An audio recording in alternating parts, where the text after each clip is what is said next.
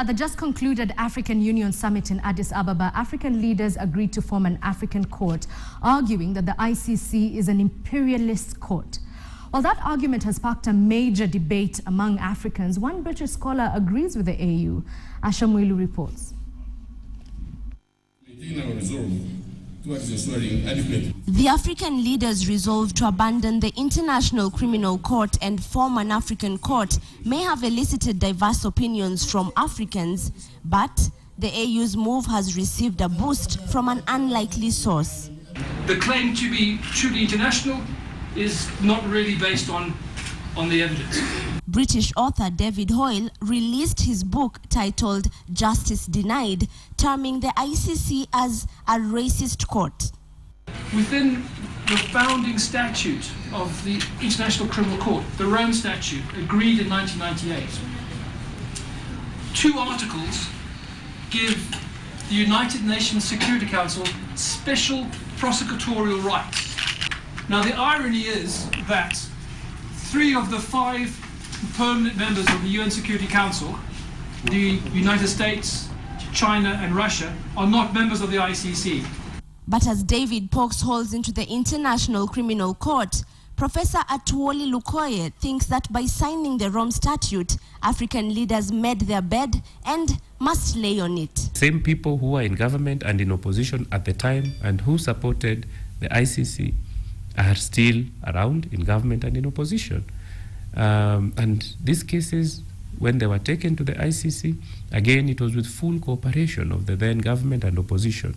And up to now, they are still around. We tried as much as we could with President Kibaki to create a local mechanism to deal with our cases. We tried as hard to persuade our members of parliament to pass a law that would have enabled us to set up a local tribunal. Part of the newly released book is this argument that the ICC is controlled by its funders. He who pays the musician, he who pays the piper, will call the tune. 2/3 of the funding for the International Criminal Court comes from Europe, and specifically the European Union member states. So it serves, in effect, as a de facto servant of the people who fund it. An argument that appeared to inform the AU's decision to opt for an African court. Kenya today pledges $1 million to the establishment of the African Court of Justice and Human Rights. I urge you, brothers and sisters, to join me in ensuring that the necessary ratifications are in place and the resulting court is fully owned, financed and driven by Africa. There are failures that have been mentioned, including what we hear now, that the ICC is being presented as a court of the West against poor African countries and so on and so forth. But those are not subjects that can be fully exhausted or discussed at this point in time, being in the thick of action with ICC.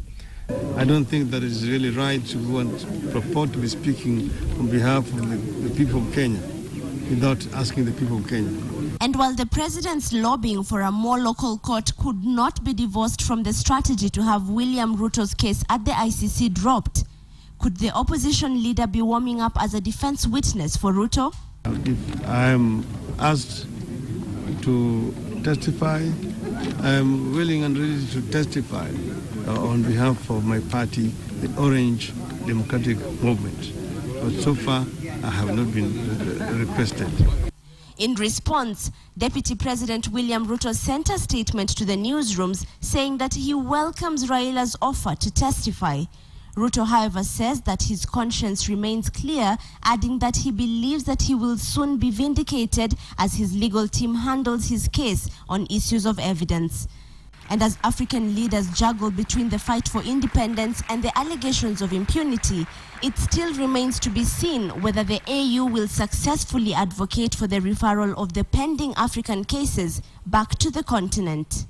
Ashamwilu, KTN.